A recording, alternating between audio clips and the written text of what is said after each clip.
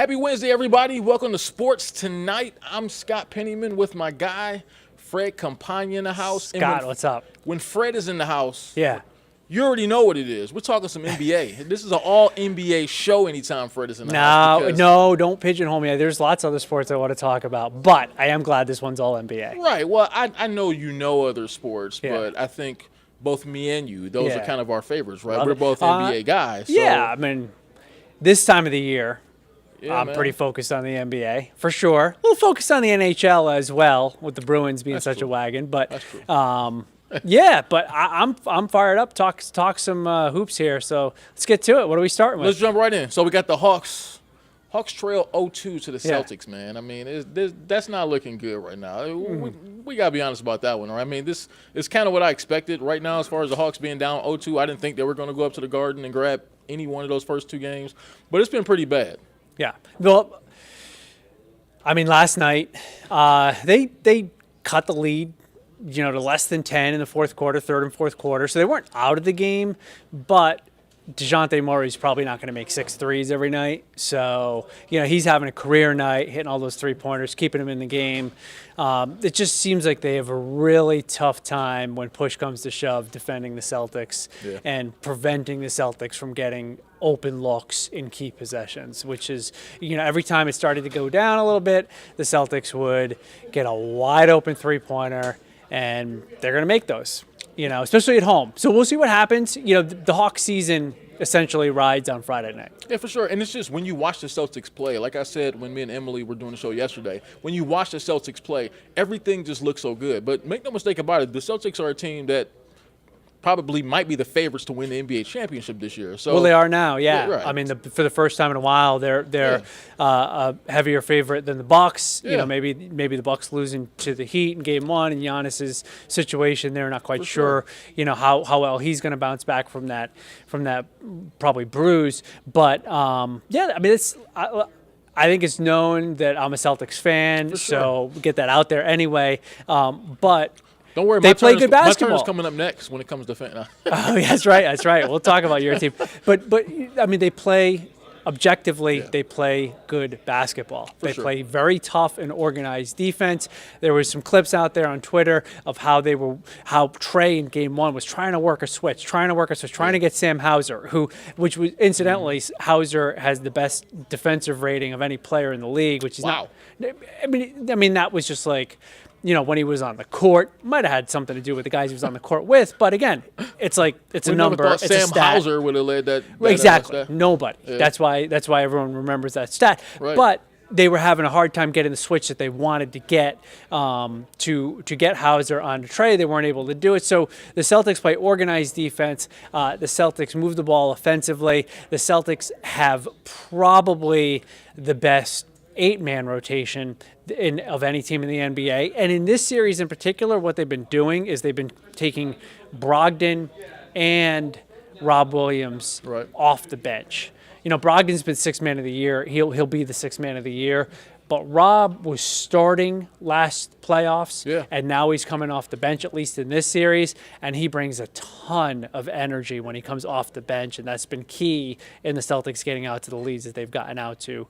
The Hawks were good early in the game last night, first couple of minutes, but then by the end of the first, they were already down 6, I think, and it just grew from there. And just kind of watching that game last night, I'm looking at these first two games. Yeah. And if Derek White's a pretty good player. I mean, he's always been a quality player. Yeah. But if Derek White is going to score 24 and 26 points per game in this series, the Hawks have absolutely no chance if that's going to happen, right? Yeah. I mean, no, of course not. And just when you look at the Celtics team, I mean, they play such good basketball. I mean, obviously they have 2 stars with Jason Tatum and Jaylen Brown. Yeah. But then you just look at those ancillary parts. I mean, everyone does their job, and everyone does their job well on that team. When you look at, obviously Marcus Smart, you got the big guy in the middle, Robert Williams. You got Al Horford who plays his role. Right. You have guys like Brogdon and Derek White that can just – they can score 20-plus a night. They're not going to do it consistently, but there will be a game where Brogdon scores 25 this playoffs. Right. There'll be a game maybe where Smart scores more than 20 this playoffs. Sure. I mean, and then you can count on Tatum for 25 to 40 any night, and you can count on Jaylen Brown for, in that same general range. Yeah. A lot of times Brown, if you notice, he takes the first quarter a little bit more. He comes out hot. He has a lot of 12, 15, 18-point first quarters, which is really impressive. Derek White, got roasted for his hairline by Chuck and Shaq last night. But he's a really good player, and now he's a year into being with the Celtics. But can I have I wouldn't call it a hot take, but a take based on what I've seen from the Hawks in the first couple of games. I think they're trading Trae Young this offseason. I really do. His trade value, unless he has a spectacular year next year, will never be higher for the Hawks than it is right now. It was probably higher a couple of years ago, but at this point right now, after seeing these first couple of games, it's tough when the focal point of your team is a guy that's small in the playoffs. We talked about this before. Right. He gets exposed defensively. He has difficulties on offense, which we've seen. He was more of a facilitator last night, and they pointed that out from the start, but it wasn't enough to make it happen for the Hawks. Yeah, for sure. Just to watch them, just kind of how they flamed out, so far, just kind of how they flamed out the last 2 years in the playoffs. Mm-hmm. So, I think that's realistic. I think that's a realistic scenario that Trae Young would be traded this offseason. But that's something that was kind of talked about during the season, too. So I don't think it's beyond the realm of possibility. Yeah. But I just think, I have a really hard time just judging the Hawks by this series just for the simple fact that Boston might be the best team. They're probably the deepest and most balanced team in the NBA. Like we said, they have a good opportunity to win an NBA championship this year. So, I think when you look at the Boston Celtics team, I don't think it's going to be like an indictment on how bad the Hawks are to lose to the Celtics. No, it's not that at all. I just think that Boston is just so strong. They're probably the best well-balanced team in the NBA. I can see them winning a championship. So, once again, I told Emily yesterday, I can see this maybe being like a gentleman's sweep. Maybe the Hawks come home Friday night and they got the home crowd behind them and all that stuff, and maybe some shots fall in that game that haven't been falling for the rest of the series, and maybe they use that momentum to get one game. But this could be a sweep. Yeah, 4 or 5, most likely. That was my prediction from the start. So this is not really an indictment on Trae as a player or the Hawks as a team. Yeah. I just get the sense that Quinn Snyder and the direction they want to go in is different. You might see Collins unloaded as well. Go with DeJounte Murray and DeAndre Hunter and some of these other guys, try to get some assets, some picks, some players. And I think the list of teams lining up to try to trade for Trae Young will be long because there are some teams that if you put Trae Young on them around some other players, could make that big step into the top tier of the NBA. So anyway, that was just my take on that. I've got breaking news though. What's hand it to me. We'll talk about tonight's matchups in a second. But Ja Morant has been ruled out tonight. Yeah. You knew that? Well, no, I didn't know that for certain. Obviously, they're just breaking the news. But, I mean, just kind of the way he fell the other night, kind of how you've been I was under the impression he was going to play. His teammates were saying he would be in there. Yeah. The feeling was that he would be in there, but he's out. So I think Memphis is a team that has proven before when he's been out that they can still play pretty well. But I don't want to. We'll come back to that one. So let's talk about your team now. So let's talk about my team now. Let's jump ahead. Okay, we got the Cavs tie things up with the Knicks. They really jumped on the Knicks early last night and never really got off of them. Cavs tie the series up at 1-1 against the Knicks. When I look at that series, I look at that being one of the most fun series, not just because I'm a Cleveland Cavaliers fan. Okay, I don't mind admitting it. I'm a Cleveland Cavaliers fan. I'm from Cleveland, Ohio. Yeah. But just not for that reason alone, though. I think when you look at these two teams, one thing, they're very even. They're very evenly matched. I mean, their stars are pretty even, too, when you consider Donovan Mitchell and the kind of season that Jalen Brunson is having. I think that these are two pretty evenly matched teams. But now look at the opportunity that these two teams might have. When you look at Milwaukee and Giannis being banged up there, and who knows what's going to happen in that series. Yeah. I think when you look at the Knicks and the Cavs, I think both those two teams realistically feel if they can get out this round, maybe they can get to the conference finals. It's possible. I mean, I think that's, putting a lot of stock in one win by the Miami Heat over the Bucks. I think that either one of these teams would really struggle against Milwaukee. Ooh. Giannis, it looks like a bruise. Yeah. So we'll see. He was upgraded to questionable. We'll see if I get another, post-it note from Brett with an update on Giannis by the end of this thing. And we'll talk more about that one later, too. But sure. I think last night's performance was rather predictable for both teams. Mm-hmm. I think the Knicks, it's almost not expected, but it's just human nature. They got the win in Cleveland. Right. A little bit of complacency might have settled in, and the Cavs were the classic, hungry dogs run faster. They needed that win last night. They needed that win. You could not, in the Cavs situation, go to New York down 0-2. Now you're 1-1. There hasn't been a big playoff game in the Garden. It seems like in I don't know how long, but this probably one since Patrick Ewing. But no, yeah, probably when they had Spreewell and Larry Johnson and those guys. Yeah. So it's been a while, but this one will have a good feel to it for sure, and so. That series, like you said, very evenly matched teams. And that's probably going 6 or 7 games, that series. I'd be very surprised if either team ended that series before Game 6. Yeah. And looking at it from a standpoint of my Cavaliers, I mean, obviously the Knicks are a very formidable opponent. The Knicks are probably the deeper team in that series. I think the Cavs have the best player in that series with Donovan Mitchell. Yep. But I think the Knicks from top to bottom are a little deeper than the Cavs because the Cavs bench isn't that good. I think that's going to be the key. I think when you look at it from a Cavalier standpoint, going into the Garden, you have young players who haven't been in that sort of big-time Game 3 sort of situation before. Donovan Mitchell has, but you have key players like Evan Mobley, second-year player, really talented second-year player. Struggled Game 1, played better last night in Game 2. How's he going to react when that Garden crowd is breathing down his neck? Darius Garland, big game last night at 26 points in the first half. How's he going to react in Madison Square Garden? So I think those are the key factors for the Cavaliers head into a game like that, because I think if you get those contributions from Evan Mobley, if you get those contributions from Darius Garland to go along with Donovan Mitchell, the Cavs could play with anybody. Yeah, you can only have, I guess, one X factor, and I would put it as Garland in this series. Yeah. Definitely needing to play to a very high level, not a Donovan Mitchell level, but a really high level. Mobley has got to have a good series as well. So those are the two key guys that you touched on. Yeah. Jared Allen's going to be Jared Allen, and some of the other bench guys will do what they do. We know Donovan Mitchell is a top NBA star, so he's going to do what he does.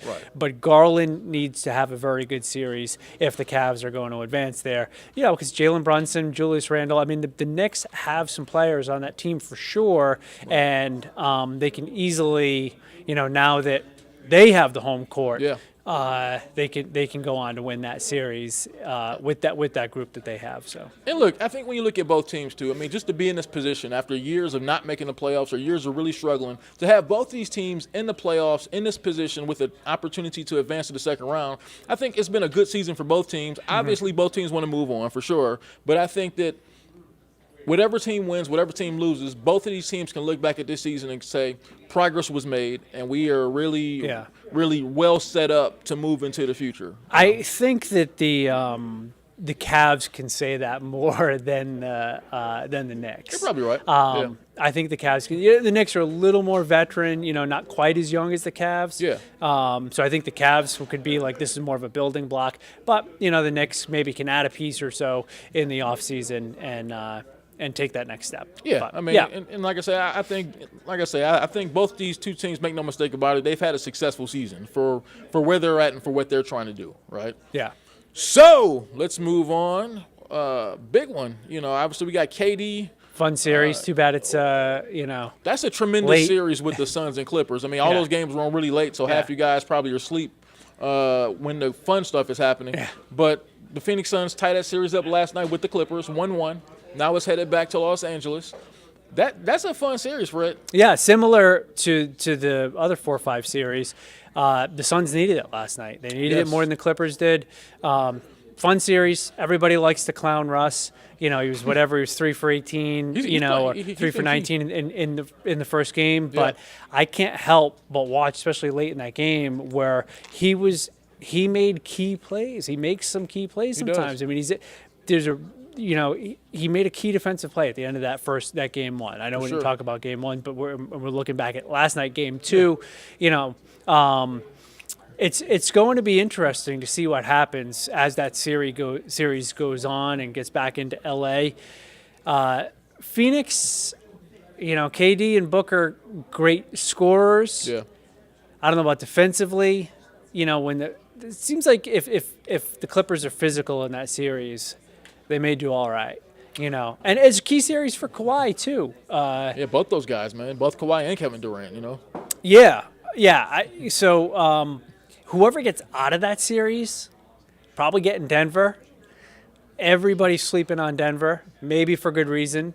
So whoever gets out of that series, you talked about it with this Knicks-Cavs series, if Milwaukee was to somehow get upset, regardless of what happens, assuming Denver can sweep, and I think that either the Clips coming out of beating the Suns or the Suns getting to that next round might be maybe not favored against Denver, but pretty even. A really good chance. Yeah. I've been telling people watching this Suns and Clippers series, even though Paul George is out for the Clippers, he's obviously one of the two best players.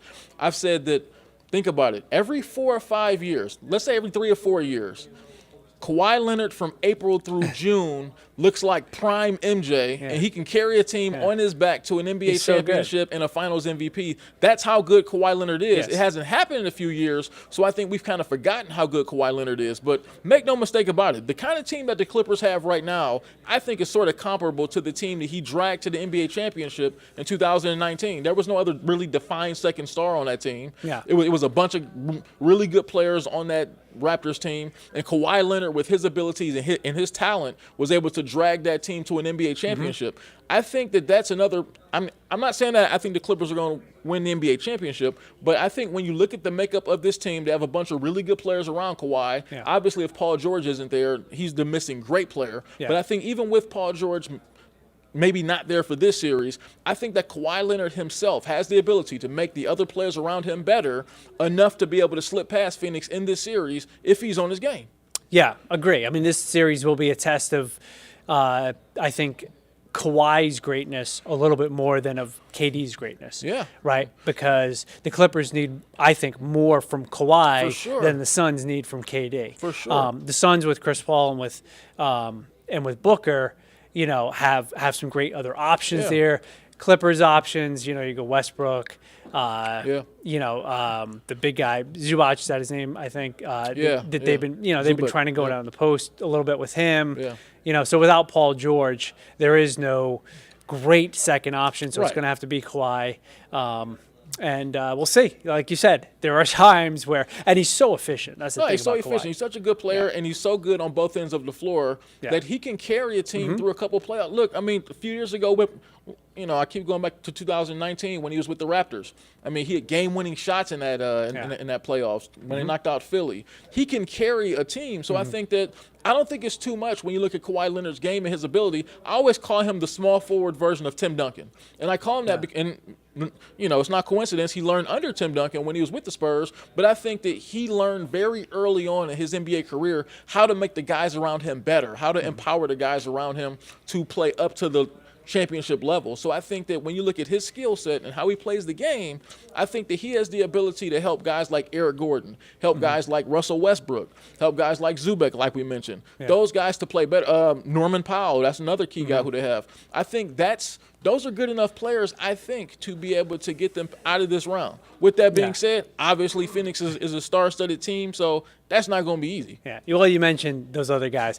I mean, hearing those other guys are all capable of a little something, contributing, but it's still going to have to be Kawhi for 35 a night. Yeah, for sure. I mean, he's going to have to go 40-plus minutes. He's going to have to get 30-plus points a night, and he's going to not only have to do that, he also has to facilitate those guys to get them some open looks too. People complain about the spaced out time between the NBA playoffs. Yeah. Hockey, a lot of times it's every other night in the playoffs. I like the spaced out format because it gives guys a chance to recover. For sure. And at the end of the day, at the NBA, it's a star-driven league, and you want to see these guys not really worn down now over the course of seven-game series. By the conference finals and the NBA finals, some guys are going to really be dragging. It's a lot of basketball to play over, 8 or 10 months or so, from training camp to the very end of the NBA finals. So, but I do like it spaced out. I do want to see the best version of these players every night. Absolutely. So let's get on to some of tonight's matchups, Fred. Let's look at, obviously we got the Lakers game 2 in Memphis to face the Grizzlies. We talked about that. They won't have Ja Morant. The Grizzlies won't. We have the game 2 between the Heat and the Bucks. Not really sure about Giannis' status right now. You haven't gotten an update with that one, have you? No update on Giannis. Brett, we got a Giannis update now. He's going to check it. He's going to check it. So that's I think obviously big. Both of those games, similar scenarios. Star player for the favored team, the higher seed, injured in game 1, and both higher seeds lost and now need more. So I think that the Grizzlies need to win more than the Bucks do. I actually think that the Bucks could go down 0-2. They're so good and get Giannis back and somehow manage to win that series. But I think if the Grizzlies go down 0-2, see you later. Look, make no mistake about it. That series for the Grizzlies was going to be a tough series to win, even with Ja Morant. Just when you look at how the Lakers have been playing for the last month or so, they've really been clicking on all cylinders ever since they made that trade. They got some really good pieces, and they've been playing as good as anybody in the NBA. So even with Ja Morant, that was going to be a really tough series. Now, you figure with Ja Morant going down, I don't think they have any chance. I think it's probably headed for the broom in that series. I think it's probably headed for a sweep if Ja Morant doesn't get back, because I know the Grizzlies have played well during the season without Ja Morant, but that's regular season NBA basketball. This is a different beast. This is postseason, where teams have an opportunity to be able to break you down, look and see how you operate. I don't think they have any chance. I think they need Ja Morant's ability to play make and get the other guys into the game. Without Ja Morant, I don't give them any chance to win this game tonight or any other game in this series. I like the Grizzlies tonight. Wow. I said all that? I'm not just saying that because of our producer, Brett. I like the Grizzlies tonight. I mean, I just think it's going to be another one of those situations where the Lakers are, they've been up and down this year. They have been good since the All-Star break, no doubt about that. But you get that game on the road, and you got at least one, and you've shifted that home court back. A little bit of complacency comes into play. The Grizzlies need tonight's game more than the Lakers need tonight's game. It's early in the playoffs. I like the Grizzlies tonight. I like the Bucks, regardless of whether they have Giannis tonight over the Heat. I see the same I think thing it's a classic. Series, I think it's a classic overreaction. We see one game in the playoffs, and we just instantly overreact to everything. So I think that the Grizz win tonight, and I also think that the Bucks win tonight. See, I don't know, man. I just think when these NBA playoff games are just so different than regular season games, because every team knows that everything sort of thrives off your superstar. I think even when you watched the Bucks the other day, after Giannis went down, it changed the entire game. I mean, Chris Middleton's a really good player. He's a really good second option, but he's not the kind of guy who's going to make the guys around him better. So I think when you look at the Bucks, they depend on Giannis for that. Giannis is the guy that makes everything run around him. Yeah. When Giannis is on his game, that makes Chris Middleton better. That makes Drew Holiday better. That makes role players like Portis and those guys better. Well, obviously, because Giannis, that's what superstars do. She draws so much attention, probably more so than any player in the league except for Embiid. So, yeah, obviously that's the case, but the Bucks have shown that they can win without him. They can spread it out. They do have and don't forget that the Heat also lost Tyler Hero. So that's true too. That's a big injury too. I'm not a huge Tyler Hero guy. I think he's a little bit overrated. He's not that incredible of a scorer, and he's not great at defense. So I do think that while that definitely hurts them a little bit, it's not a crushing loss for the Heat. But yeah, you know what? Maybe I'll be wrong. Maybe the Lakers win by 30, I like the Grizzlies tonight. Well, no, look, I'm not. I don't think it's a right or wrong, man. I mean, well, obviously, it always is. Well, obviously, the game will play out, right? So I guess that's right or wrong. But I just look at their team. I just kind of look at just how good the Lakers have been playing, man. They look like a train, man. I don't want to compare them necessarily to this, but I remember in 2001 with Kobe and Shaq and the Lakers, and they hit the playoffs. They were kind of sputtering going into the playoffs, and then they just got to rolling in that 2001 playoffs. I'm not saying that that's the Lakers right now. There's different guys, not a single. Right, it's different guys, but I just think with the momentum they've been playing with and just how hot they've been, they've got everything going on all the cylinders right now. And I think even with Ja, that game was going to be hard tonight. But without Ja, I give them no chance. Well, so, only one of us can be right. So we shall find out in a couple of hours. Find out. Can we get to what's on my mind? What's on your mind, Fred? Well, I got a few things on my mind, for it. actually. It just no, we don't have a ton of time left, but unfortunately, Tiger had a surgery on his ankle.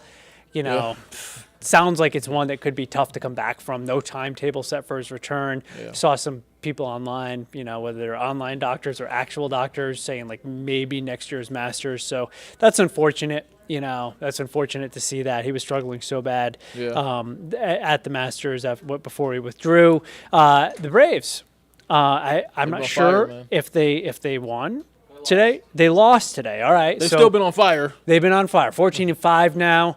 Nearly perfect road trip. Got a little payback on the Padres, 2 out of 3 after losing today, and back home for a big series with the Astros this weekend. So the Braves are rolling right along. They're rolling, man. Also, I don't know if you saw this, but Tua Tagovailoa. You just stole my thunder. That was going to be what's on my mind. Go for it. Let's just go into it, man. So it's all yours. Take it away. So I saw Tua said he contemplated retirement, right? Which I guess it makes sense, right? I mean, kind of when you look at what he went through. How many concussions did he get? 3 concussions this season? I'm not sure how many it was, but I know that they didn't look good when they happened. Yeah. I wonder if what changed his mind was seeing how much money these quarterbacks were getting when they re-up their contracts. I wonder if he think like, you know what, I can get $50 million a year. I might stick around for a little bit. Tua doesn't strike me as that kind of guy at all. You think Tua likes money? He strikes. No, everybody loves money. He's already being paid all right too. But he does. Yeah. Starting NFL QB after that rookie deal stands to make a ton of money, and who wouldn't want to? But he also strikes me as a guy who would continue playing football even to his own detriment. So hopefully, his mulling over retirement has me a little bit wrong on that take. That he wouldn't be that type of a guy. So I actually think it's somewhat encouraging to hear that he did at least consider it, because so many times you do hear guys saying that they're back, they're 100%, they're back, no big deal. But at least he's like considering the ramifications of having multiple head injuries. And when you look at something like that, DeMar Hamlin's coming back and he's been cleared and everything else. His risk, from what I understand, much lower of anything happening than it would be for Tua. I mean, I just think when you look at, of course, I mean, players have more information now as far as concussions.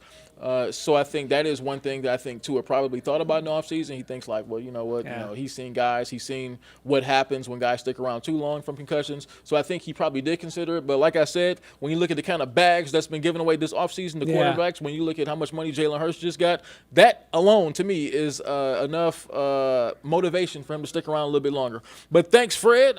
This has been a really good Wednesday night heat here, me and you, talking some NBA here on Sports Tonight. Why don't you stop back in next week, all right? Well, I'm going to come back in. I may just pop in for a second tomorrow and evaluate my take on the Grizzlies actually winning. All right, well, come on through. Hey, everybody else, we'll see you. We'll see you tomorrow night. Take it easy.